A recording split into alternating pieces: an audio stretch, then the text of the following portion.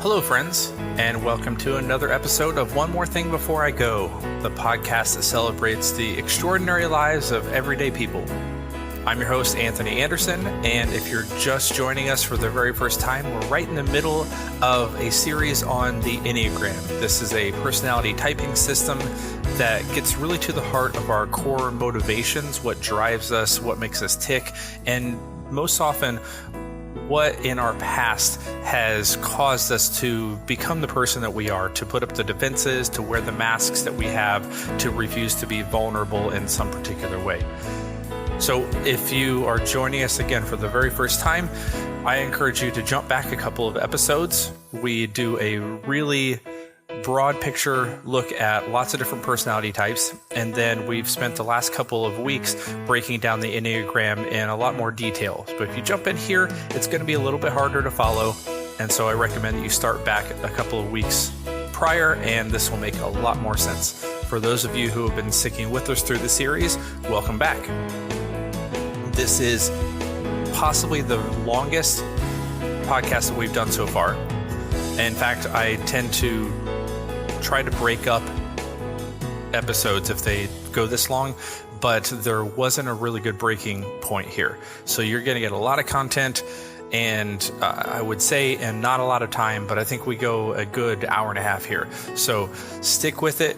I've been getting a lot of questions about how do I know whether the type that I think I am is actually the type that I am. There's a few other numbers that are on my list that I have some other tendencies. And so am I this or am I this? Am I a 4 or am I a 1? How do I know the difference? So we're going to dive into that in a lot of detail. And hopefully by the end of the day, we'll all be a little bit more clear on that. If you are already certain on what type you are, I really encourage you still to listen to this, because you'll start to realize how interconnected we are. How one particular number shares a connection point between literally every other number on the circle. And so it helps us to develop a little bit better sense of empathy with the people around us if we realize, oh, I do the same thing, or I share the same trait, or I struggle with the same fears and anxieties. So even if you're really solid and secure in your particular number, 1 through 9, I still encourage you to listen. You might be able to help out other people along the way. And again, hopefully you'll have a better sense of empathy for the people around you after hearing just how similar you are. So, not going to waste any more time. Here we go with the next episode in our Enneagram series. Enjoy. This episode of One More Thing Before I Go is sponsored by Anchor.fm. When I first had the idea of making the show, my primary obstacle was deciding which platform to use for my recording, hosting, and distribution. Anchor made it so easy because they do all three things and much, much more. It's free. They have creation tools that allow you to record and edit your podcast right from your phone or computer. Anchor will even distribute your podcast for you, so it can be heard on Spotify, Apple Podcasts, and many more platforms. You can make money from your podcast, whether you have 2 listeners or 2,000. It's everything you need to make a podcast all in one place. All you have to do is download the free Anchor app or go to Anchor.fm to get started today. All right, so you started doing the work. You started focusing on your motivations instead of your behaviors. You started really paying attention to the things that are going on around you and how they make you feel, how you respond to them. You've maybe listened to previous podcasts. You started trying to figure out your stance and how you relate to the objects and the people around you. And maybe even you were able to identify which of the 3 core triads you sit in. Do you struggle more with anxiety and fear? Do you struggle more with anger or resentment? Or do you struggle more with identity issues and shame? But that's, as you've probably figured out by now, only part of the battle. Because as we've already identified in the math episode, there's a ton of different combinations going on, and we haven't even begun to scratch the surface on the idea of the 10 levels of health for each of the types. The fact that someone at a health level of 6 could exhibit some of the tendencies of a few other different types at a different health level. Again, this really, at its core, you shouldn't allow yourself to be too confused, too mixed up.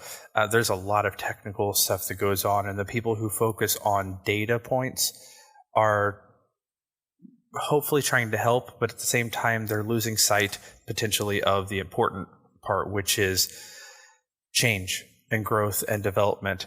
So I'm not going to focus too much on that. Just know that it's a thing that a lot of times it's really helpful if you can go to some place like the Enneagram Institute, other places, and look for levels of health within the Enneagram.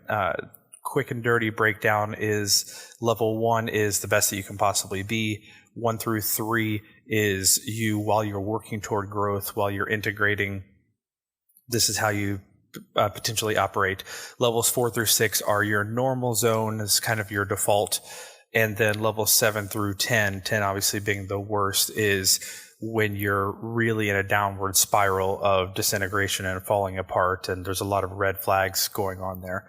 It's extremely helpful, again, if you want to be able to even print out a chart. I've done this before, where you can actually see, you look at your situation during the course of the day, what am I feeling, what am I experiencing, and you can kind of take a glance at the chart and say, oh, I'm moving toward a level of stress here because I seem to have been at a 5 yesterday. Maybe wrote that down in your journal if you're that type of person, and I seem to be living more in the level 6 world. That can be helpful, but at the same time, if you get so focused on numbers and data points and stuff, you're not necessarily working toward the important part, which is change. So that's all I'm going to talk about, the levels of health and integration. But know that it's a thing, and know that it's confusing enough as it is to figure out your type. And then when you add all those things in between the wings and your integration, disintegration, and everything else, according to the Enneagram Institute, there are actually more than 486 different variations of the types. That's a lot. And so what we're hoping to do today is try to nail down at least some of the things that I've experienced with people that I've talked with, conversations on social media with individuals who are struggling to figure out their types, and just typical issues where people might run into that they're having trouble identifying, am I this number or am I this number, because I seem to fit in both worlds, or I don't seem to really fit in any of them. Which one might I be? And go through some of the checklists of what might be the problem, what might be where they sit. So we're going to try to identify, we'll start with the 8s and go around the circle and try to identify some of the common mistypings, things that, I'm probably this, but then when these particular things manifest, does that mean I'm actually that type instead? In ways that we can sometimes confuse ourselves. And hopefully, again, between some of the previous episodes and this one, you'll be able to sit in a little bit better level of comfortability as to what your number is. Because ultimately, at the end of the day, if we're working on stuff that we're not necessarily needing to work on, we're, I guess, technically growing, but we're not necessarily focusing on the main issue. It's like having the cobwebs, in our life, and instead of killing the spider, we're trying to make sure we clean up all the dust. So hopefully that's helpful. We'll jump in right now with the 8s, and we'll see how this goes.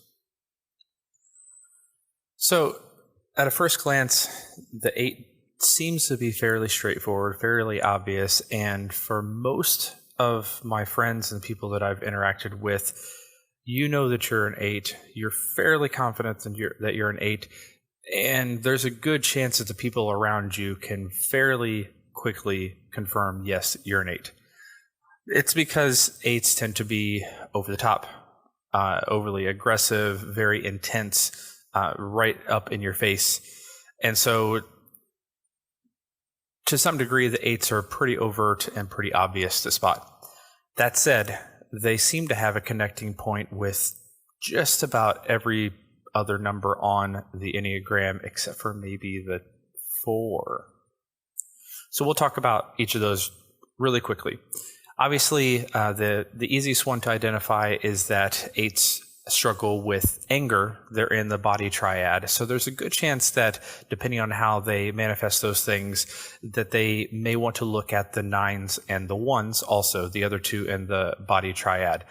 There's a good chance that if you're an 8, you're not going to misidentify yourself as a 9. Those are at least the way that they deal with the world around them and manifest their anger, almost polar opposites. But it could happen, especially if you're not being honest with yourself about the way that you interact with people. 1s can sometimes be mistyped as an 8 and vice versa, because both groups tend to be very focused on doing things a particular way. 1s want to do things the right way, and they assume that their way is the right way. 8s want to just do things their way. And so they assume that their way is the right way. So there's a really subtle difference between the two. But 8s tend to be a little bit more focused on social justice, protecting the people around them. 1s are a little bit more focused on perfecting themselves, perfecting others, making the world a better place. So there's subtle similarities, subtle differences there. So definitely look into the 1s if you're not sure about being an 8. Again, 9s potentially, but you should be able to see a difference there. One that you probably would not necessarily consider off the bat would be the 2. That's because 8s, when they're healthy, they're engaging more like a healthy 2. And so 8s that are doing well, they're not necessarily championing their own cause. They're really good champions for others. And so they might actually take on a little bit more of a helping role and come alongside other people who are trying to accomplish something. Instead of taking the forefront and taking charge of something, they may actually champion someone else's cause. And so they may manifest a little bit more in the 2 realm. And then on the flip side, when 8s are in a negative space, instead of being very assertive and outgoing and engaging, they will tend to withdraw and hide like a really unhealthy 5. And so you can look at those things as well. You can see, am I actually a normal everyday 8, or am I a 2 that's operating out of a negative space, because 2s will disintegrate to 8s. I might be that. I could be manifesting 2 tendencies because I'm really, really healthy as an 8. And then on the flip side is true then. Am I an 8 that is normally very assertive and I'm in a unhealthy, super stressful space where I feel like I just want to hide in the corner and cry for a while? That could be a 5, where I don't want to face the world. I don't want to deal with anything. I just need to, hyper focus, and maybe I can sort this out and then I can re-engage with the world. So it's possible that you as an 8 could mistype as a 5 or 2. Then we get around the circle. If you've noticed, that's what I'm kind of doing, is swinging around the circle. You get around to the 3s, and on the surface level, 3s and 8s sometimes come off very, very similarly, sometimes hard to differentiate between the two. So again, that's why we have to look at the core motivations. 8s and 3s are very often the ones who are going to climb the corporate ladder. They're going to be the ones in charge, the managers, the big bosses, the CEOs. For the 8s, is because they don't want to be controlled, and so they want to be the ones in control. For the 3s, it's because it's a status symbol. It's a way of proving that they've climbed their way to the top and they've achieved something with their life, because they feel like their value is in the achievement and not in themselves. So 8s and 3s can sometimes be mistyped by just the very surface level behavioral description. So again, that's why I always emphasize looking at our core motivations, not necessarily what we're doing. 4s, I can't imagine a 4 and an 8 being mistyped. So we'll skip over that one just for time. 5s, I've already mentioned, because 8s can disintegrate in a high stress situation to a 5. We get to 6s, and we're almost around the circle. 8s and 6s can sometimes come off as being very similar, especially if it's a counterphobic 6, which I believe we've discussed.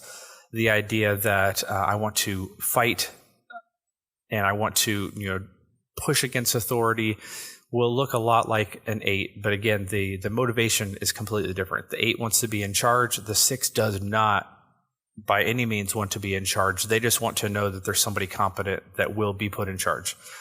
So if a 6 is pushing back, it's because they don't trust the current authority, but it's not necessarily that they want anarchy. It's that they want somebody better to be put in charge, and please don't let it be me.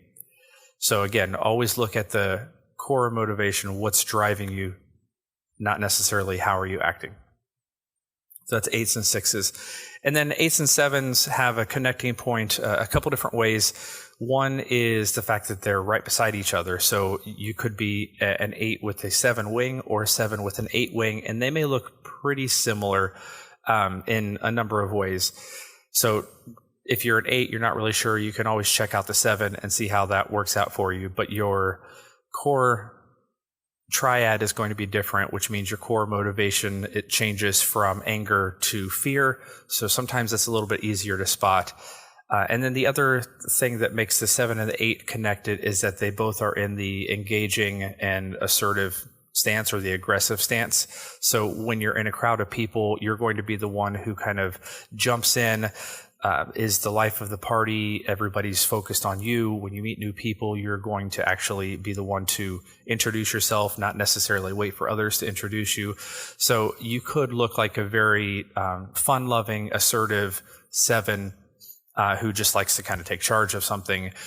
But again, your heart, your motivation behind things is not necessarily the same. 7s are driven out of a fear of pain and negative things. And for a 7, one of those negative things is not having fun, being bored. And so an 8, the motivation will be, if I kind of take charge of this, then maybe nothing bad will happen. Nobody's going to bring up something that I don't really want to talk about. I don't really trust the people around me, so I'm going to take charge. So again, all of this, if you haven't picked up on this by now, and I'll keep repeating it for every number, every single one of these is going to manifest the same way on the surface by behavioral patterns. And if we're only looking at those, it's going to be really hard to figure out the difference. So if we push all that aside and try to figure out what's motivating me, what's causing me to do these things, why do I respond to people in this way, now we're going to actually get somewhere. So that's the 8. The rest of these shouldn't take as long because I've kind of touched on them, so I'll start referring back. If I say, we get to the 1 and I say, remember what we talked about with 8s. I'm not going to repeat myself, so if you missed it, you can go back and listen to it again, but let's keep pushing forward. Here's some common mistypings for the 9. Again, because you're in the gut instinct, the body triad, always look at the ones around you in the same triad. So for a 9, check out the 8, check out the 1, and again, you'll probably know right away, okay, I'm a 9, I'm definitely not an 8, but you could have some 8 tendencies that manifest and make it a little bit harder to identify. So it's always worth looking into all of the other types in your triad, and especially all the numbers that are directly beside you, because you're going to want to know your wing anyway. Those bring flavor, those bring a little bit of nuance and uniqueness to your type, which is one of the many ways that you can look around and say, okay, I am a 9, just like this person is a 9, but we don't necessarily always do the same 9 types of things. Why is that? Again, if you're not sure about the wings, we've done an episode on that, so I won't spend too much more time on that, but always focus on the numbers around the number that you think you are, because you should lean in one direction or the other, and that may help as well. So for the 9, always check out the 8, always check out the 1. The 9s and the 1s sometimes can get themselves confused. My wife, we still to this day can't really settle on whether she's a 9 with a 1 wing or a 1 with a 9 wing. She really kind of straddles the fence. In a lot of ways. She's a perfectionist. She really beats herself up quite a bit internally when things go wrong, but at the same time, a lot of her behaviors are very withdrawing, very 9 tendency, not necessarily expressing her opinion. So for some reason, she seems to lean toward that I'm a 1 with a 9 wing. I seem to think that she's a 9 with a 1 wing. I'm not really sure which is accurate, but as long as she's working on building and growing in both of those aspects, it may not be the worst thing in the world to focus on two different things there. But I think there are more 9s out there that struggle with this perfectionist, doing things the right way type of thing than just one person. And 1's the same way. It may be a default reaction. If I can't fix the world around me, if I can't fix myself, then it may be easier just to give up and sit around and do nothing. If I can't do it right, let's just not do it at all. So that could be a factor for 9s and 1s. 9s and 2s, it's possible for them to get mistyped a little bit. They're in the same harmonic grouping. So if there's an issue, 9s and 2s both are going to want to deny that there's actually a problem or deflect that the problem exists. 9s outright are just going to want to ignore the problem. 2s are going to assume that everybody else has a problem, but not them. So it still may manifest. It's just going to look a little bit different. 9s and 2s both also tend to be helper types, and 9s because they don't really want to assert themselves, take charge of anything. So the best option for them is to just kind of come alongside and help with whatever everybody else is doing. A 2s, that's their motivation, is I don't want to take charge. I want to help someone else to succeed. I want to, make myself indispensable to the people around me. So both of them are really good helpers because they, by default, don't want to be leaders. And so you could have some mistypings there, but if you look at the motivation, 9s don't want to stir things up. They don't want to kind of rock the boat at all and create conflict. So I'm a better helper than a leader because I don't want to deal with the conflict. And then 2s, again, they want to be loved. They want to be appreciated for the things that they do. And so that's the best way to do it, is to come alongside people and help them. Different motivations, same base behavioral patterns. So that's how we can tell the difference there. We get to integration and disintegration when we start talking about 9s and 3s. 9s, when they're in a really healthy space, are going to move toward a 3 type, the good spaces of a 3. They're wanting to develop themselves. They're not living in this spiritual or developmental apathy. They actually want to better themselves, better their position. They're the type that when they're really in a good space, instead of being satisfied with the status quo, they're actually wanting to step out and move forward in a direction. Good aspects of a 3. And so because they're really good at merging with people and understanding what people want so that they can blend in better, they'll take on more of a 3 type stance sometimes. And instead of just trying to blend in completely, how do I merge with others, use that idea and put on a face like a 3 to better improve my standing? So those can kind of get a little bit of, the lines blurred there. But again, your core motivations are going to be completely different. We'll jump to the 6 because that's the disintegration point of the 9. So 9s that are normally very peace-loving and very calm, no highs, no lows, can get a lot more anxious and paranoid, like an unhealthy 6. A lot of things, just boogeymen around every corner. The timelines for the deadlines, it's impossible. And so you're going to create a lot of stress for yourself that you don't normally see in a cool, calm, collected 9. So you could potentially mistype yourself as a 6 if you're a 9, if you experience a lot of stress at home or at work, and you have a lot of these things imposed upon you, even though you're the type of person that wants to be completely autonomous. You may have that forced upon you, and so you may start looking like a really unhealthy 6.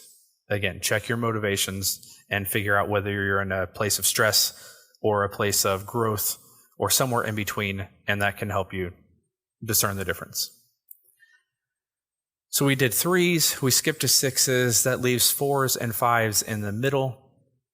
And for the 9, the 4, and the 5, they're all in the withdrawing stance. So all 3 of those can sometimes get mistyped because their default reaction to a crowd of people or situations in general is to pull away and more observe or just completely remove myself from the situation. For the nines, it's because it's going to interrupt my chi, my status quo, my sense of cool, calm, collected peace and normalcy, because there are all these people. I can't control them. I don't know what they're going to do. I don't know how it's going to throw off, my situation. So it's easier to be on the outside looking in, or be on the outside and away from everyone. The four, it looks a little bit different that way, because the fours tend to kind of want to be in the middle of the crowd, but don't know how. And so their way of doing it is to pull away and hope that someone else sees that they're running away and follows them. They actually want to be rescued. And so sometimes the withdraw idea is to pull away, and then maybe not the whole crowd, but one or two people from the crowd come and find me.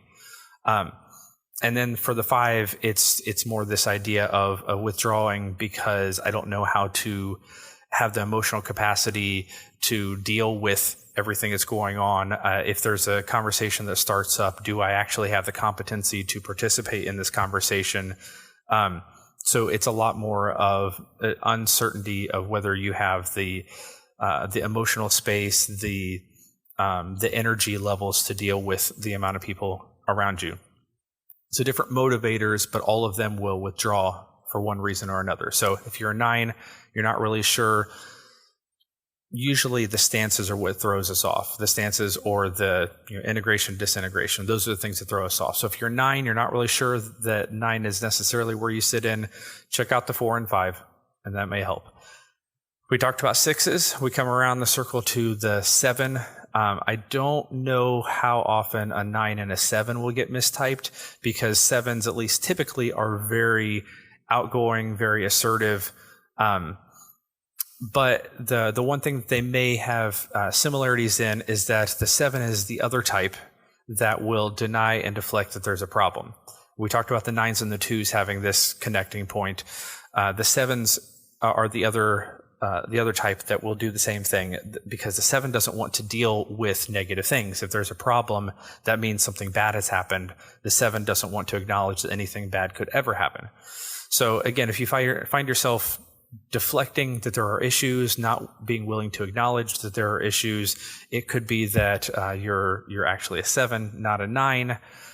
But the rest of the world and the rest of the way that you interact with the world is going to play out completely differently. So I don't think there was too much similarity between those two, other than that one connecting point. And we get to the 8 again, which is where we started. Here's the last thing I'll throw out about 9s. It's been said that the 9s sit at the top of the Enneagram circle because they have the best view of the other types. So this can play out as a good thing or a bad thing. They can see other people's perspectives a lot easier than most of us can. That also plays out negatively because they tend to then just adopt the patterns and behaviors of the people around them instead of becoming their own person, like we've talked about.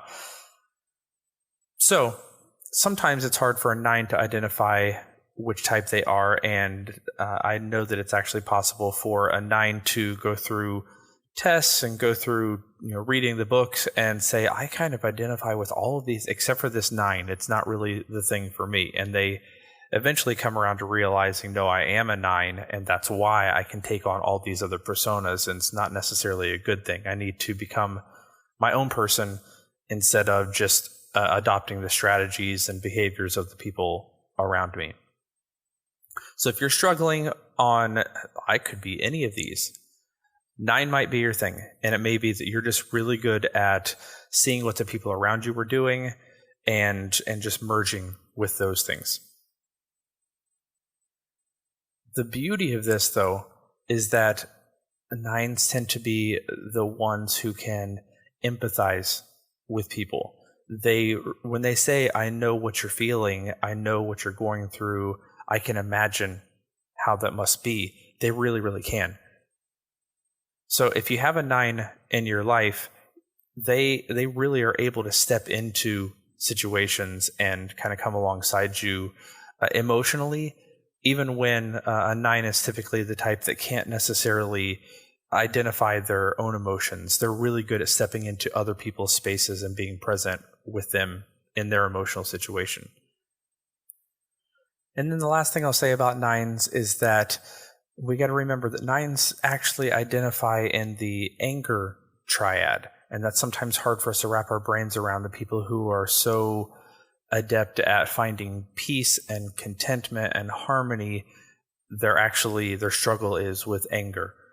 But the problem is they tend to forget or do whatever they can in order to forget that they're upset, that they're angry. And so they'll put a lid on it, they'll mask it, they'll do whatever they can. And so dealing with their emotions is a problematic thing. So they may come off, when they blow up, they may come off like a 1 who will just all of a sudden out of nowhere show their anger. And we'll talk about the 1s here in a minute.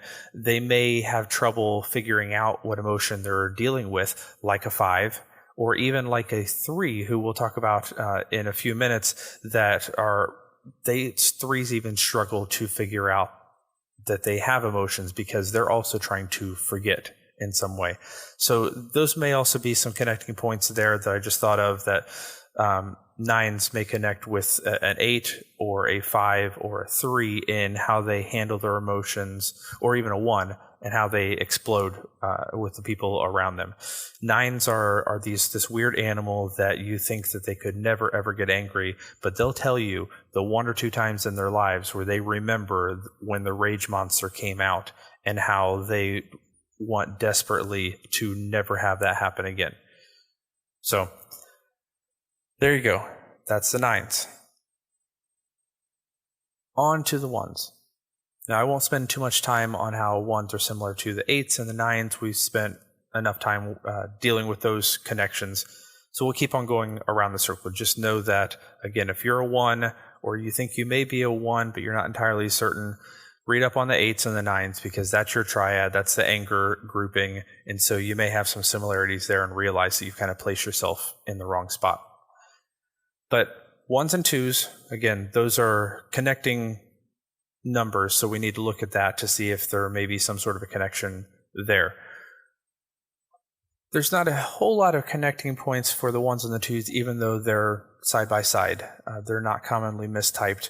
The couple of reasons I can think of for why they may be mistyped is, number 1, gender can influence this. And I think we'll maybe spend another episode talking about relationships and parenting styles. And I think we'll talk about how gender norms in society kind of drive us and force us into boxes that we're not necessarily meant to be in.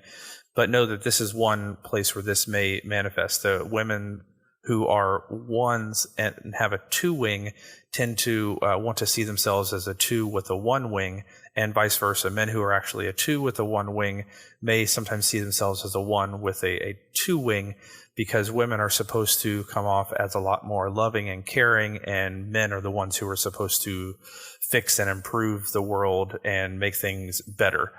And so we may mistype ourselves and so get our wings mixed up with our primary number just because of our gender type. But both tend to be pretty serious, and they're driven by their conscience. But the 1s are more trying to improve the world around them and make other people and themselves better, where the 2s are trying to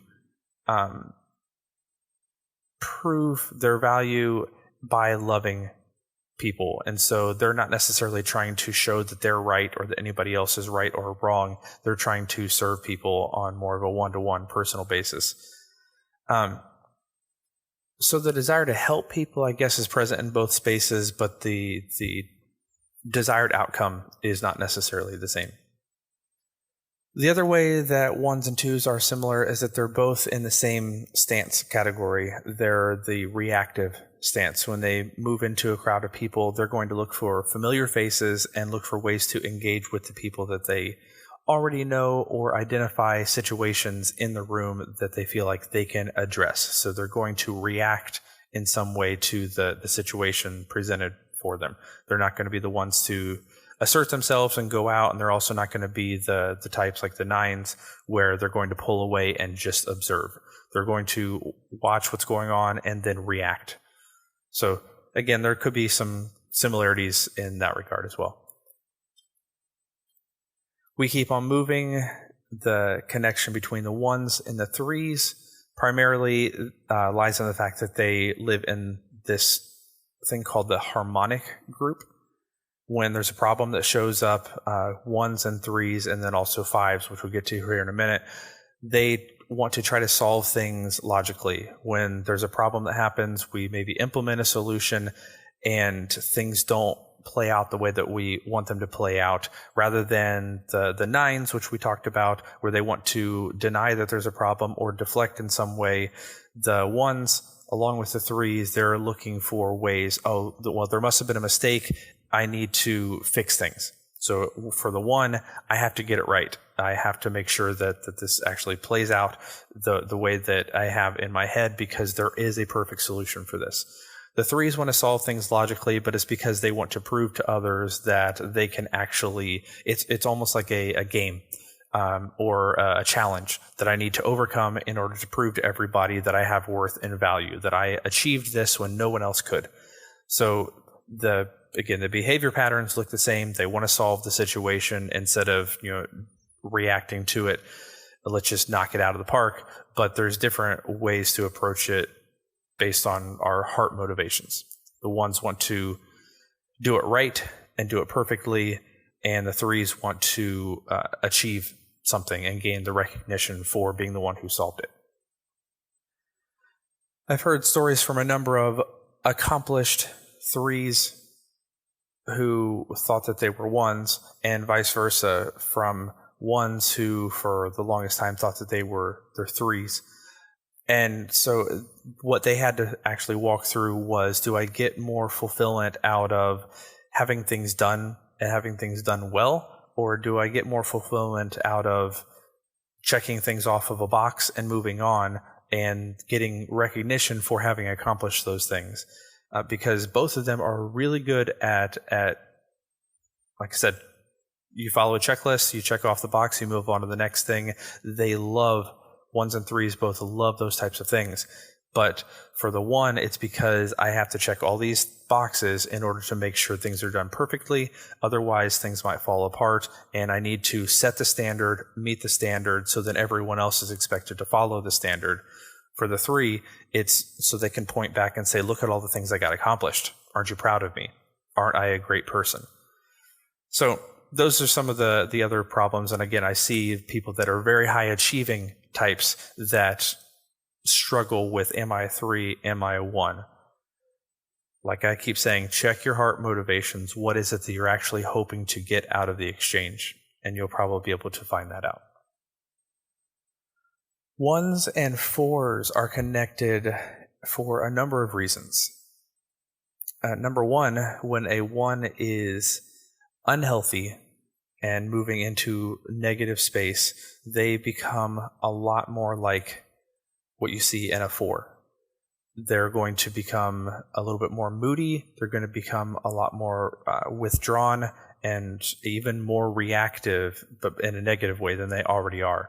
That's a negative space. But 4s, when they're healthy, instead of just being withdrawn, they're going to actually integrate and become a little bit more of a rule follower. I don't have to be the rebel all the time. It's okay to actually make things better. And let's not just focus on the beauty of things, but let's actually focus on improving the world around me as well. So there could be some mixture there. If you're a very unhealthy 1, you may start manifesting a lot of negative 4 traits, and vice versa. If you're a very healthy 4, you might actually start operating out of the good spaces that a 1 represents. So there's some confusion there. But the other thing that connects the 1 and the 4 is in another type of triad system that we talked about last week called object relations. And if you remember back to that, 1s and 4s are 2 of the types that will always be frustrated with the result of trying to accomplish something. When they have something really important that's going on in their life and they are trying to attain that, they will always meet their mark, typically will meet their mark, and then be upset that it wasn't as good in some capacity as what they were hoping it would be. For the 4s, it may not be creative enough, it may not be unique enough, it may not be beautiful enough to meet their own version of standards. For the 1, the critical analyst in them is going to say that nothing is ever good enough. And so they're always pursuing, let's go for the next thing. Maybe the next thing will actually bring me happiness and fulfillment, and they're never going to quite hit that because everything will bring them frustration as the end result instead of happiness. Because we should all know by now that pursuing things that we think are going to make us happy are rarely the things that are actually going to make us happy. But the 1s and 4s are going to keep on pursuing that and then always find frustration that nothing actually hits the bar, the standard that they've set for themselves. For the 1s and 5s, I can speak directly to this a little bit because as a 5, I actually see 1 tendencies pop up from time to time, and sometimes I have to question, man, do I actually maybe more resemble a 1 than a 5? But in a healthy space, I pull back and I remind myself, no, that's not necessarily the case. 5s can be overly critical and overly perfectionistic, but it's usually when they're operating out of a negative space. The main difference I can tell you between 1s and 5s is that 1s seem to have the tendency to have to be right, and 5s more want to be the type that has to get it right. 1s are going to be a little bit more locked into my way is the right way, and the 5s just desperately want to find out which way is the right way. 5s are looking for competency, and 1s are looking for perfection, and they're sometimes running on parallel tracks, but they very rarely completely overlap. So there could be confusion there. And then the other thing is, again, we talked about 1s and 3s wanting to solve things logically. 5s are the other type that are looking to do the same thing. When a problem shows up, 5s say, this is my chance to prove that I am competent, to prove that I have all this knowledge and all the answers. I need to step up and show people that that's the case here. So 5s are also going to try to solve things logically, but it's because they don't want people to see the fallout of what took place and say, oh, well, that's because you were too stupid to figure this out the first time. So 5s have to get it right more for their own sake and their own sanity, or the 1s are looking to, again, to make it perfect because nothing's meeting their standards. So again, it may play out similarly. The best example I can give from my own personal life, and my family can attest to this if you ever talk to them, we have issues loading the dishwasher. I tend to be the one that does it most often, and so at least in my mind, I've got a system that works pretty well to optimize how many things can fit in there while still getting everything clean. And whenever anybody else does it, it's not that they're not doing it my way, and I have to explain this to them multiple times for them to understand. Look, I really want just everything to get washed, and I've spent the time, I've done this the most, I've invested, trial and error into getting it right. And so when I tell you, hey, maybe you should try moving this over here, it's not me telling you you're doing it wrong. It's me telling you that for the best optimization, this is probably the best thing because I put it where you just put it and it doesn't get as clean. So let's try it this other way. It's super subtle, and I know it comes off as being overly critical and perfectionist, but it really is coming from a heart of let's get it right based on the body of knowledge that we've got together, and we'll all be happier. It may just be that I'm the only one that's happier and the rest of the family is miserable because I bring it up all the time. I have no idea, but it helps me at least. So there's your 1s and your 5s. We move on to 1s and 6s. And both of them are in some ways looking to improve the world, but the 6s are running more toward pursuing authority figures around them and not necessarily making decisions and telling other people what to do. Both of the types are ones that are going to try to bottle up their feelings as much as possible, but when they boil over, the 1s are going to explode more in a self-righteousness, anger, irritation, And the sixes are more going to kind of blow up into this anxiety, fearful, suspicion, paranoia types of things.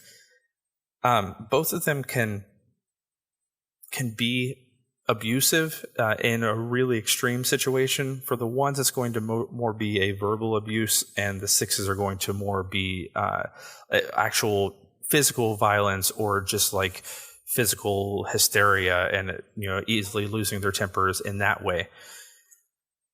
Both of them also tend to be people who live by a sense of obligation and duty. So if we live in this world of legalism, there's a lot of ones and sixes that live in that type of space. Especially if you are a phobic six, this idea that I have to do all the right things. But for the ones, this comes off as this idea that I have to be righteous. I have to be a good person. The last thing I want in my life is for people to look at me and say, you're wrong, you're bad. For the sixes, this is a way that they are desperately trying to find security, find safety in something in their life. And so breaking the rules is a way that makes things a little bit, they rock the boat, and who knows what could happen if I anger the wrong people. Really bad things could happen. I could get arrested. I could get in trouble with the authority figures, and that's going to cause me more harm, more anxiety, more stress, more fear. And so a lot of sixes, especially again the phobic ones, are going to follow the letter of the law, just like you would see the ones. So you might see a little bit of overlap and confusion because of that. You may also be a 6 with a 5 wing and confuse yourself with a 1 because of some of the similarities that I mentioned already between the 1s and the 5s. And so again, check your wings, figure that out, and hopefully you'll be able to settle on one or the other. You moved around the circle to the 7, which is the last one we haven't talked about yet. And 1s and 7s, surprisingly, are connected by a line. When 1s are in a healthy space, when they're feeling good, then they're able to kind of let down their guard, let down their checklist of do's and don'ts and perfection, and be able to kind of spread their wings and experience joy and happiness and let down their hair a little bit, have some fun. Like a 7. 7s on the flip side, sometimes when they get too bogged down in stress, then they become this machine of, I have to check off the boxes, I have to accomplish something, I have to do something, but they're trying to prove that I'm not just a person that flitters around and doesn't actually accomplish anything with their life. Look at all the things that I'm doing. I can do it right. I can do it perfectly. And so when 7s are in an unhealthy space, they take on some of the really critical tendencies that a 1 exhibits. So there's some connections there. 7s are also the third type that are frustrated constantly with the result of something that they're pursuing. The thing that they think is going to bring them the most joy and the most fulfillment in life is not quite meeting the mark. So just like 1s, when things are frustrating, when they don't pan out the way that they want, 7s experience the same thing. The 1s want it to be perfect. The 7s want it to be fun and enjoyable, and ultimately the fun is never going to last completely. So we have the object relations connection there as well. So sometimes there's a little bit of hang up. Outside of that, I think we've covered all the 1s. We'll keep on trucking. Now, as we start up 2s, we have the advantage of having a lot of these that we've already talked about are going to start overlapping. So we talked a little bit about 8s and 2s and their connecting points between the lines of integration and disintegration. If you missed that, go back and listen to the section on 8s again. We talked about the 9s and the 2s and their connecting points on denying, deflecting problems around them, and the fact that both of them are really good at helping others. We talked about the 1s and the 2s just a minute ago, and the fact that they share they're connected literally by numbers side by side, and so there's a little bit of overlap there. We move to the 2s directly, and this is the first type that we're talking about today that's in the heart triad. So instead of making decisions based on their gut, on instinct, and how does my body feel about this, and basing it on anger, now we've moved into what's called the shame triad. motivations now have moved from what makes me angry, how do I avoid being angry, to how do I obtain some sense of self, or how do I prove my worth and my value to people, and how do I avoid feeling shame, like I am a mistake and people should look at me as nothing more than a mistake, and how do I break out of that box? Now we're living in that world. So we have connections now with the 3 and the 4 as a 2. All 3 of those are in the shame triad. So we have connection points. Let's talk 2s and 3s. Are both trying to prove their worth, their value to people. The difference is going to be that 2s are trying to do that by loving people, by taking care of them, and in doing so, they're hoping that people will also then love them as a person. So I've mentioned this in our intro podcast, that 2s really kind of embody that song, I want you to want me, I need you to need me. That's what the 2s are looking for. The 3s are also trying to prove something in hopes that you will, again, love them, but they want to prove that they have value, that they have worth, that they're contributing something to society. And so you can look at them and say, oh, I applaud your effort. You've accomplished great things. Therefore, you're worth loving. You're worth me investing my time in. So instead of loving people directly, they're trying to produce something of value and accomplish something of worth. Similar, again, in their drive, but they play out differently. The 2s and the 4s are connected both because they are in the shame triad, but also because 2s and 4s share a line of integration and disintegration. So when 2s are healthy, they're going to step into more of I'm okay with taking care of myself, and I'm okay with focusing on my own needs, like the good traits that we see exhibited in a 4. So 2s and 4s connect there. The 4s, when they're unhealthy, they normally are exhibiting these ideas of I'm an individual, I don't need other people to fulfill me, to make me happy, I can be fine on my own. They suddenly become extremely clingy and grab a hold of people and a lot more codependent, like a really unhealthy 2. So there's connecting points there as well. So if you're struggling, which one of these am I? Am I a 2? Am I a 4? Figure out, am I really operating out of a healthy space? If that's true, I may be a 2 that's integrating to a 4. Am I operating out of a space of extreme stress and really feeling unhealthy? I may be a 4 that's showing negative 2 tendencies. So that's the 2, 3, 4. We move around to the 5, and at first glance, there's not a whole lot of connecting points between the 2s and the 5s. The one point of interest that they share is in this object relation triad that we talked about, and this is a new one that we haven't presented yet. The 2s and the 5s are 2 of 3 types that when they're trying to accomplish something of importance, their expectation is that they're going to fail or that they're going to be rejected. The 2s and the 5s, they believe that their entire life has been a cycle of rejection and a cycle of failure, and therefore the next thing that I try to pursue or the next person that I try to engage with will also reject me, will also fail me, but I got to do it anyway. And so we move into those spaces expecting those things to happen. For a 2, it's most likely a relational thing. And so they expect to be rejected at every turn. They expect to fail, but the one thing that hasn't failed me yet is my heart.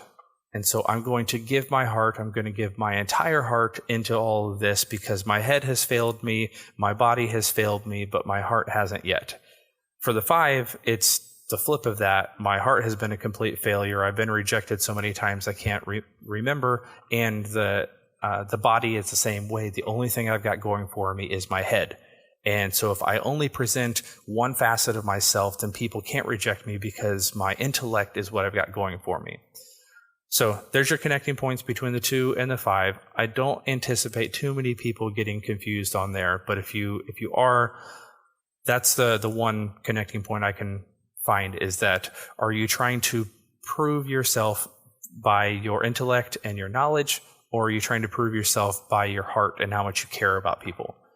Either way, you may expect to be rejected, but that's the one thing you're clinging to, that nobody can reject this part of me because it's perfect. It's the best part of me that I can possibly give. 2s and 6s share a similar stance. Just like the 1s and the 2s, the 6 is the other type that are going to be reactive. They're going to move into a space and look for a familiar face. The 6s don't necessarily trust that their actions and reactions are the right one, so they're going to look to other people to kind of gauge, how should I act in this situation? Is it okay that I laughed at this joke? Is it okay that I am putting myself out there? What are my friends doing in this situation? The 2s are going to do a similar thing, but they're reacting more based on, what are the needs in the room? What can I do to give to the people around me so that they'll love me more? So stances, they're going to be reactive, but the way that plays out, again, completely different here. You move around to the 7, and we have 2s and 7s are in the same harmonic group. So again, we talked about this a little bit already. The 9s, 2s, 7s are looking to deny, deflect that there's a problem when a problem arises. So the 2 is going to, especially if there's an issue with themselves, they're going to put that on the back burner and push it aside and say, no, that there's not a situation here.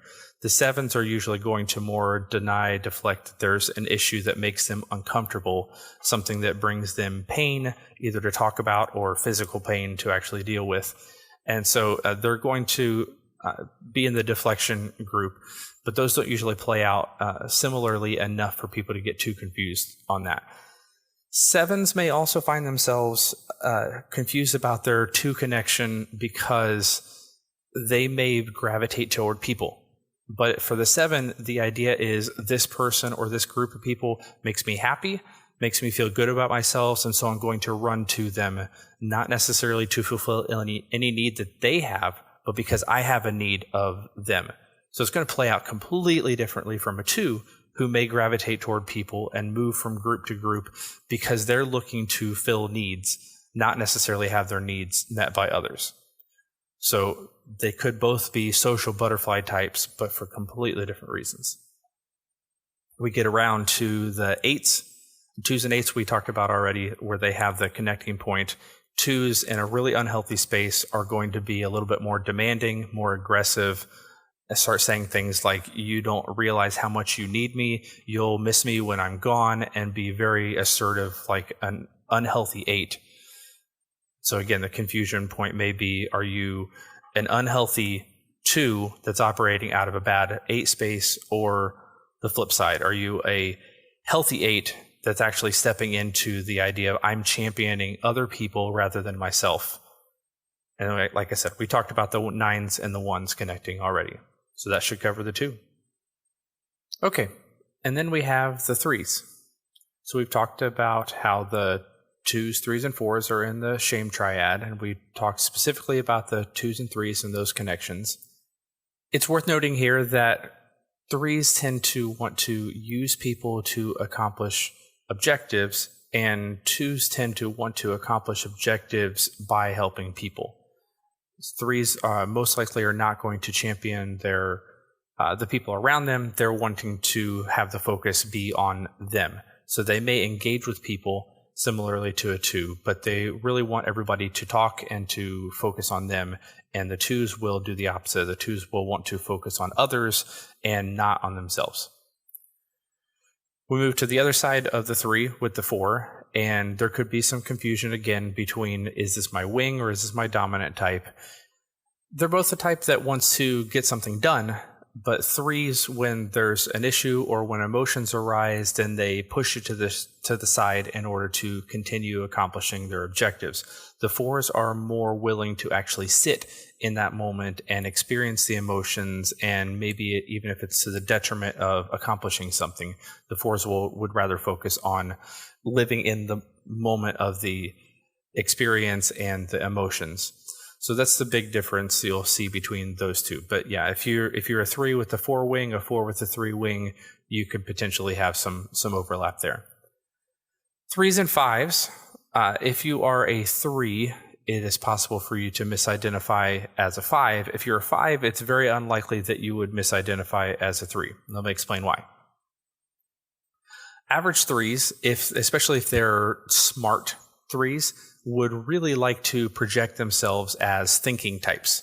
They want everybody to think that they're smart, and since the fives are the stereotypical intelligent thinking type, a three can sometimes want to project that image and assume and choose to be a five rather than a three. The difference is that a five is wanting to pursue intellectual things just as an attempt to learn about the world around them, to gather more information, gather more knowledge, and that's the excitement. The discovery is the accomplishment itself. Threes are wanting to pursue intellectual work with some type of personal goal in mind.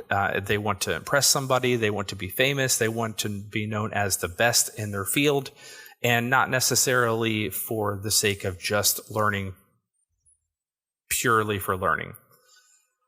Threes are also very sociable. Fives are usually loners. So you might have a very high thinking type, but if you're the type that's going to want to engage in conversation and talk with everybody else and share all this knowledge that you have, it's probably a three trying to impress someone, not a five doing what a five does. You go from that group to the sixes, and threes and sixes share a line of integration, disintegration. So threes, when they're in a healthy space, will adopt a little bit more of a togetherness, loyalty, cooperative stance that a six lives with every day.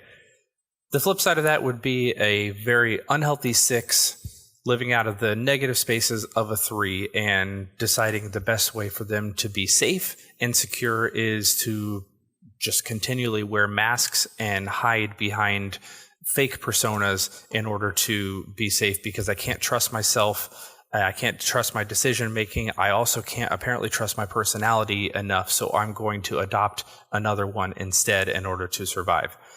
So again, if you're an unhealthy six, you may start to look a little bit more like a three. And if you're a very healthy and growing three, then you may take on some of the good stances of a six. So some of the confusion may lie there.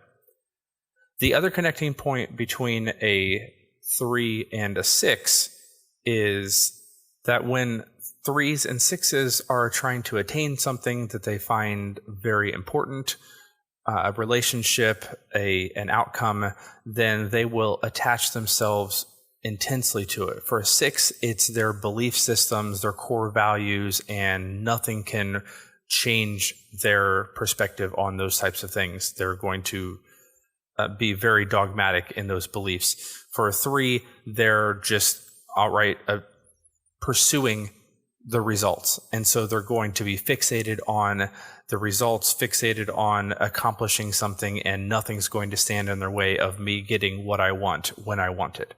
So there's some fixation issues there and attachment things, but again, the heart, the core behind them would play out differently. Threes and sevens are one of the most common mistyped groups, and I know a number of people that they flit between threes and seven, and one group of people will say you're absolutely a three, one group of people will say you're absolutely a seven. And again, we've got to get to the core of what's driving you. Is it fear and avoiding things, or is it shame and identity issues? That's going to help make the difference. But here's why they look very similar. Both of them are in the assertive or aggressive stance. They're going to be more outgoing types of people. And so they're going to be ones that they're wanting to communicate with everybody they meet. They don't really know a stranger. For a seven, it's because they're wanting to pursue things that excite them, things that they enjoy. So especially when they're in a space that they feel comfortable, they're going to interact with everybody because they're feeling healthy, they're feeling loose and limber and relaxed. For a three, they're wanting to engage more with people in order to pursue some sort of exploit, whether it's I can put another notch on my belt that I know this famous person, I impressed this particular person, and I didn't think that I could do that. They didn't think that I could do that. I have one more contact in my network so that I can continue to pursue my business pursuits. There's lots of ways that the 3s are engaging, but it's not necessarily out of the pursuit of fun unless you count accomplishment and achievement as a type of fun. So both of them are really go-getters, really outgoing for the most part, but their intent and the drive for why they do that comes off differently. Again, for the 7, it's because they want fun, they want excitement. For the 3, it's because they're looking to accomplish and then prove that they have value by sharing their accomplishments with others. You get around to the 8, and again, there's similarities there because that's the 3rd assertive, aggressive stance. And so 3s and 8s are often going to get mistyped. We talked about that a little bit when we talked through the 8. So if you want to rehear that, jump back to the beginning and listen a little bit more on the 8s. We get around to the 9s, and the 9s are the other line of integration, disintegration connected to the 3. This time, the 3 will become more like an apathetic, lazy, really unhealthy 9 when they're feeling super stressed and not really great about their situation. 9 is going to, when they want to better themselves, we talked about this a little bit, when they want to better themselves, they're going to step into a more assertive space and actually pursue accomplishing something with their lives. So again, if there's a little bit of confusion there, are you a unhealthy 3 or are you a very healthy 9? They may look similar in a lot of regards. And again, we're getting around the rest of the circle now. We talked about the 1s and 3s connecting and the 2s and 3s connecting. So that rounds out the circle. We're now over halfway done. We move to the 4s. And so we'll continue going clockwise around the circle, 4s and 5s. This is a commonly mistyped grouping for a number of reasons. Number 1, they're connected, they're side by side, they're both a withdrawing type, and they are usually from the outside seen as very individualistic, very eccentric, and both tend to be highly creative. The difference is that 5s tend to look at 4s as being extremely emotional, and 5s are extremely intellectual. And that's not necessarily true. 4s tend to be a little bit more self-absorbed and emotionally explosive, volatile in some way. And so they are trying to express their feelings in any way possible and need people to respond to them in some kind of an emotional way. The type of art and creativity they produce are ones that are trying to evoke emotion, and they're usually dealing with past relationships, past situations, pain that they've had, that they've experienced in some way, and often based on their families, and sometimes even autobiographical. 5s might have those same intense feelings, but they're not going to share them like the 4s are. Their feelings are more thought and imagination based. And so they tend to be like overblown and weirdly abstract. And so their creative expression is similar in that regard. It's more their own kind of twisted vision of what reality is. So their artwork tends to be more experimental and just like goofy, off the wall types of stuff. Both types also can explore a lot of inner darkness. The 4s are focused more on relationships and disappointments in life with the people that they've experienced and some type of pain from their childhood. The 5s tend to focus more on just the darkness and meaningless and emptiness of life. So 5s are going to kind of cut through the surface tension of things in order to figure out what is the meaning of life, and 4s are going to try to pursue that by trying to get in touch with their feelings and then express those feelings. So very similar in a lot of regards, but just completely different approach to how you express the emotions. 4s and 6s share some similarities, in that they are both the type that are going to react and look to other people for a solution when there's a problem that comes up. A 4 is going to respond very emotionally. Oh no, what are we going to do? And look around to see what type of emotions everybody else is experiencing as well.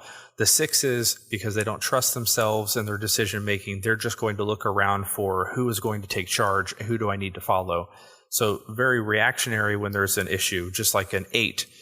But all 3 of those types are going to do it from a different reasoning, a different motivation. And so again, like I keep saying, and it sounds super redundant at this point, but I can't overemphasize, we have to always look at the heart and our motivations rather than just our behaviors to determine our types. 4s and 7s, we already touched on briefly that their one connecting point is that their attempt to attain something that's very valuable or important to them, they're always going to be frustrated with the result. For the 7, it's not going to make them happy enough, or it's not going to permanently make them happy. For the 4, the person that they're pursuing is not actually going to live up to the ideal that they had for that person. This person will inevitably let me down in some way. And so there's always some frustration with the end result. And so they want to continually move on to the next thing, the next person, but the reasoning is different. The 7s want to find something else that can take away the pain, make them avoid pain, and find happiness. The 4s are looking for the person in their life that can finally complete them and fill the emptiness inside. 4s and 8s I don't think are very commonly mistyped at all. The 4s are going to be a lot more reactionary emotionally, where the 8s, the only emotion that they tend to react with is anger. There's a lot of outburst and frustration and, sometimes just outright yelling going on. And the 4s are probably going to be a lot more reserved about that type of thing. So the 4s are going to experience all the emotions and probably tell you about them, want to experience yours. The 8s are going to only be really kind of reacting to the anger and not really caring about what your emotions are in the middle of it. So probably not a lot of mistyping going on there. 4s and 9s, again, are both in the withdrawing stance, and we talked about that just a little bit already. So the 9s are looking to pull away in an effort to just avoid conflict and find peace and harmony in the world. The 4s are going to pull away because they're really hoping someone will actually pursue them and rescue them. We talked about the connection between the 4s and the 1s. A 4 will integrate into a healthy 1, where the 1 will disintegrate into an unhealthy 4.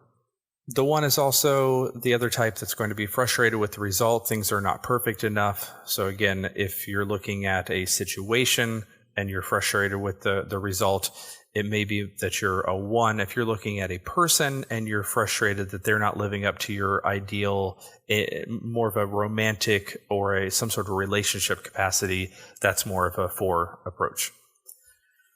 4s and 2s, again, connected with another line of integration, disintegration. We talked about that. And then we just covered the 4 and 3 connection. I hope you're starting to realize that as we go, we've covered a lot of these. And so these lines of connection, these similar points of different triads, we're really hitting a lot of these over and over again because there's only so many numbers, there's only so many connections. So if you feel like we're flying through your particular number, we're not necessarily trying to do that. Jump back and listen to an earlier section. We've really covered things pretty thoroughly at this point. Speaking of thorough, let's move on to the 5. This is the type that's going to over-engage in academics, in learning, in an effort to finally have enough knowledge to be safe and secure in the world. I will have all the answers that I need in order to not be caught in a situation where I can be seen as incompetent or that I don't have a solution for the problem. And that's one of 3 head types. So we've moved into the 3rd triad.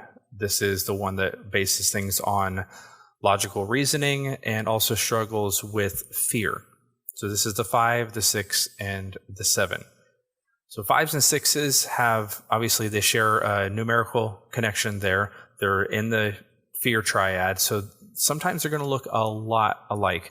6s are going to typically assume worst case scenarios and then assume that the worst case scenario is the thing that's going to happen. From my own perspective, being a 5, I always consider the worst case scenarios also, but I like to think that 5s do a better job of actually weeding out the most likely scenarios versus on fixating on the worst ones. So there's similarities there. 5s will definitely factor in all of the possible options, but we'll knock down a number of the ones that don't really seem reasonable, don't seem logical, and focus on the other ones. There's plenty of other things to be afraid of, and worst case scenario doesn't mean that there's nothing else to be worried about in the world. So 5s are still plenty fearful. 6s are going to be a little bit more of the overtly anxious type, and you're going to know a lot of times when they're worried about something, where the 5s you may not ever know that they were struggling with any type of anxiety whatsoever, because they're going to keep it so locked down internally.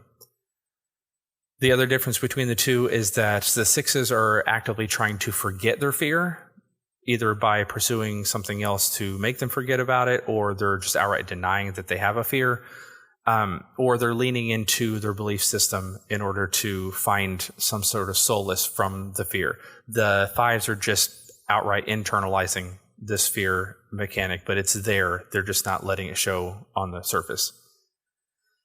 5s and 7s actually share a line of integration and disintegration. So a very unhealthy 5 will often adopt some of the negative traits of a 7 and go about trying to do lots of things, but it's mostly as a way of distracting themselves from either the thing that they really should be doing or the thing that they're afraid of attempting.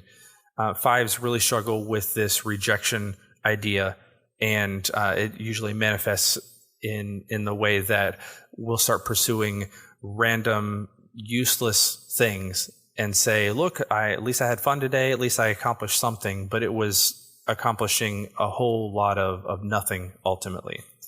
The 7, when they're healthy, will actually be a little bit more inclined to sit and be present in the moment and actually pursue intellectual things instead of just getting little snippets of information and piecing things together from there. I've got a daughter who's a 7, and when she's really in a good space, she'll sit down and ask me deep questions and have the time and the mental capacity and just the attention span, really, to be honest, to actually sit and listen to the answer that I give. And especially as a 5, and if you've been listening to this podcast for any length of time, you know I give very thorough and detailed answers, and sometimes she really wants to engage in those things, and so I know she's really stepping into the 5 aspect at that point. So there's a connecting point there, which means that's an area of confusion potentially for people. 5s and 8s give us the other line of integration, disintegration.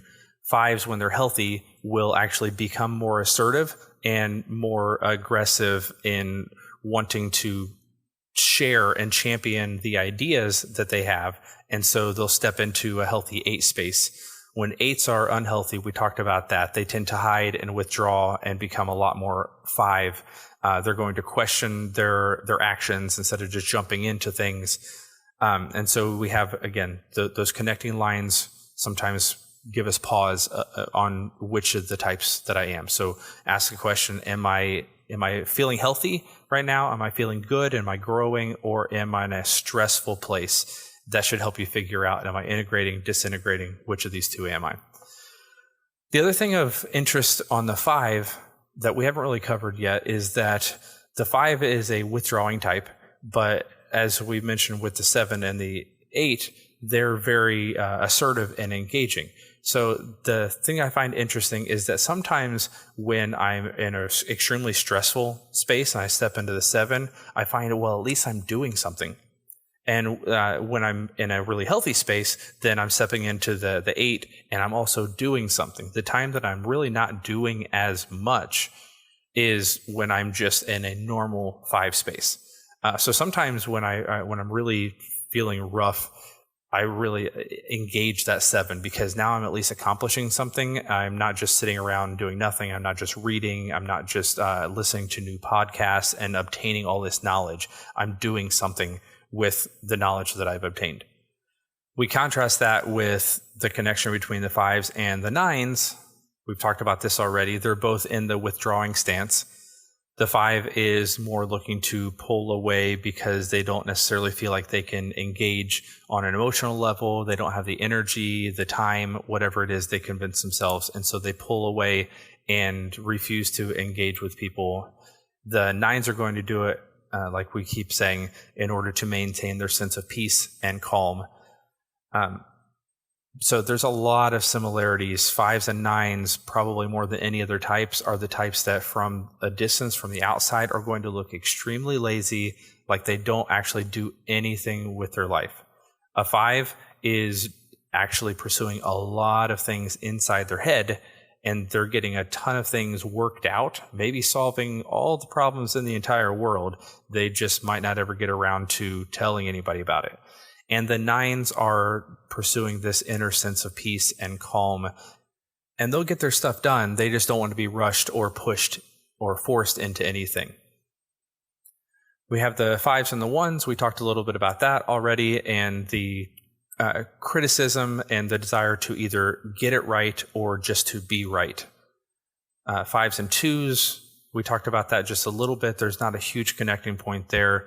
5s and 3s. The 3s typically will misidentify as 5s more often than the flip side. And then we just talked about the 4s and the 5s. We only got 2 left. This shouldn't take too long. Next, we have the 6s. That's the second in the head triad. 6s and 7s obviously share a connecting point. And so they're both dealing with anxiety and fear. 6s tend to react to the anxiety by actually becoming more anxious, and they may outright like lash out against their fears, but it's a reaction. 7s are going to mostly be extremely optimistic, and so their reaction to anxiety is to look for something that's an enjoyable distraction. So they're going to push down their self-doubt as much as possible and try to keep everything happy and positive. And so the 6s kind of have a heightened sense of responsibility, don't really want to goof off, where the 7s, that's kind of their MO, that let's goof off because it's more fun than actually facing our fears. So 6s bear this inherent sense of responsibility, and 7s tend to be the exact opposite, characterized at least as very irresponsible and very flighty. So there's not a whole lot of confusion between the two outside of the fact that they do really deal outright with anxiety. And so that could be a confusing fact. 6s and 8s both tend to be aggressive, although the 8's the only one who is like the entire personality is aggressive and assertive. But 6s tend to react to their fears and to other people, and so they'll bounce back and forth between fear and aggression. And so they'll be very kind of standoffish, and then passive aggressive, and then they'll try to dodge, and then they'll try to just be outright in your face and contradictory. 8s, for the most part, are going to keep pushing and pushing and pushing until they get what they want. So both are going to come off as in your face from time to time. The 8s are the ones that are going to just largely be in your face all the time. When it comes to expressing their anger, though, the 6s can actually be more dangerous than the 8s because they're a little bit more paranoid and may actually strike out impulsively or irrationally. The 8s are going to be a little bit more rational, and they're actually factoring in what's the likelihood of me succeeding if I push and drive really hard at this, where the 6s, if they're going to react, it's impulsive and they're not necessarily going to factor that in.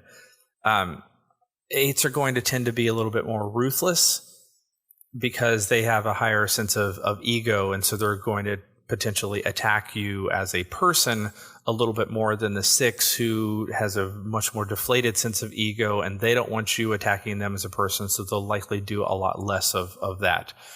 So cutthroat and ruthless is a little bit more of a tendency of an 8. 6s and 9s connect on a line of integration, disintegration, we've covered this already.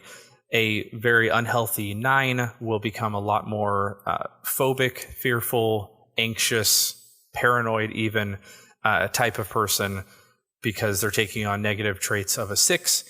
On the flip side, the 6 who's usually very fearful and anxiety-ridden will learn to embrace some calm and some peace and tranquility and adopt some of the really beautiful parts of the 9 type.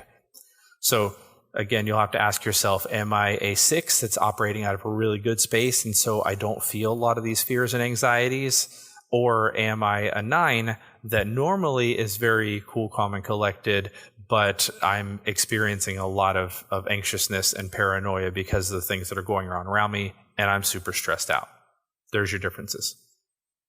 I think we covered the 6 and 1 connection pretty thoroughly, but if you missed it, the 6s and the 1s both sit in the reactive stance. They're going to look for a familiar face in a room and see how they're responding before you decide how best that I should respond. So you've got similar traits there. And then again, both of them operate out of a sense of obligation, but the 6s are more doing it because they're afraid of what might happen if they don't. And the 1s are pursuing doing the right thing because they are perfectionists and they want everything to be just right so nobody can accuse them of being bad or wrong. 6s and 2s really are warm, engaging types. They want to be liked. And so you may have some confusion there, but 6s want to gain the approval and the support of others because they feel like that's what they need to make all of their decisions and to survive in life, to get past all the fear and anxiety, surround myself with people that trust me and like me. And 2s just want to be loved and to be seen as important to other people. So both of them are really prone to ingratiating themselves with people. 6s will usually be a little bit more of like a teasing, banter type in order to get people to kind of be a little bit overly protective around them. And 2s will do the same thing, but they're going to kind of, what can I do to help you? How can I service you in some way so then you can actually approve and love me? So the 6s will end up being super wary and very selective about bringing other people into their lives. And 2s are just going to cast out the net and see who bites, see who just kind of gets reeled in and who they can actually bring in to be one of the many people that I help. And so it's one of the many people who love me because of what I do. Both are fairly emotional, but they come out again in different ways. 6s are experiencing anxiety and 2s are more focused on their self-image issues and their desire to be loved and to feel love from other people. For 6s and 3s, like we said, they're attached by a line of integration, disintegration. They're also both going to attach themselves very intensely to a project that they're working on and be overly fixated on the results. So we've covered that pretty thoroughly if you check out the 3. 6s and 4s, we also talked about a little bit. They live in the world of when there's a problem, they're going to react and look to other people. Again, the 6s don't trust themselves to make the right decision. The 4s want to see, how is everybody doing emotionally? How can I respond in a proper emotional state? And not necessarily either one of them immediately looking to fix the problem. And then we just talked about 5s and 6s a few minutes ago, which leaves us with only one type left, and that's the 7.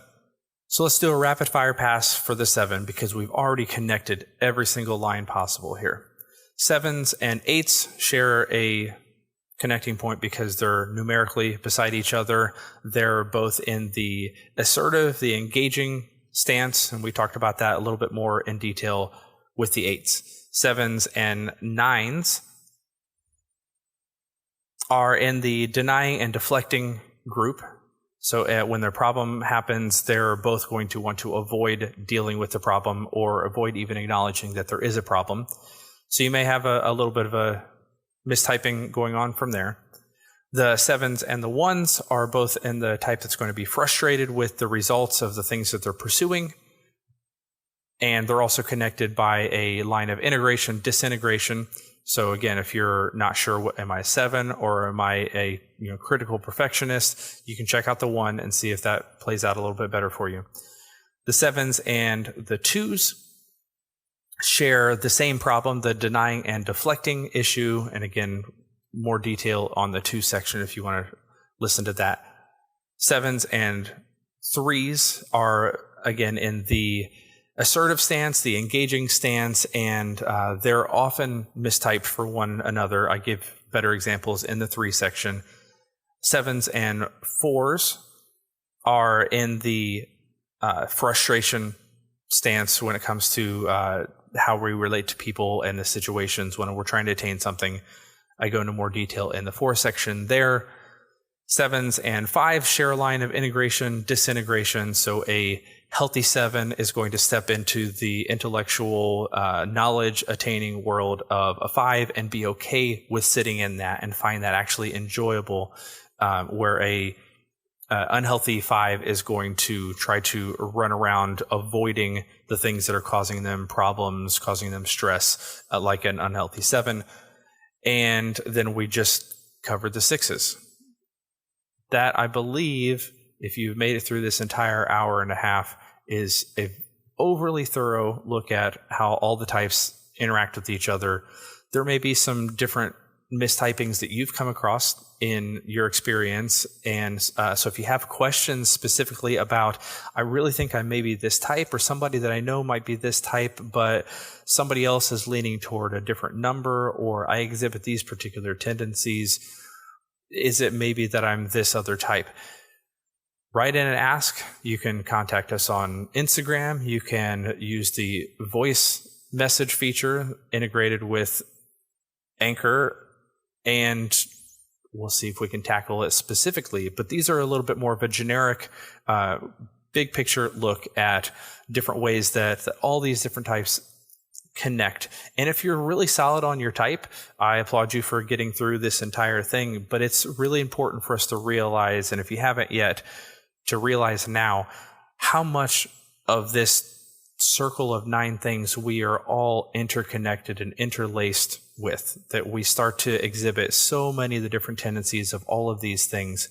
And again, I come from a Christian background, and so when I'm teaching people through this entire thing, I ask them the question, which of these 9 deadly sins that we covered in the very first week as we were doing this series, which of these 9 sins can you raise your hand and say, well, I don't struggle with that? Well, none of us. So there's a lot of ways that we can really step into understanding more about ourselves and more about the people around us by learning about the way that we connect and the different positive traits, the different negative traits that we all share. Because really the Enneagram is about learning to give ourselves grace in the moment and learning to give other people grace as well when they make mistakes, when they fail us, when they let us down, that we can say, hey, I understand you're coming from this place and I've been there before and it sucks. And I'll be there for you as you continue to grow, and I'll even help coach you along the way and give you steps that I've found that are useful in my growth, and maybe it'll help for you.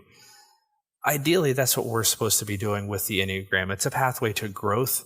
It's not identifying how we can better run into our big, gigantic stereotypes, because those are the things that we've created for ourselves. They're fake constructs, and those are the very things that are keeping us from actually attaining the love and the fulfillment and ultimately the wholeness that we're all looking for.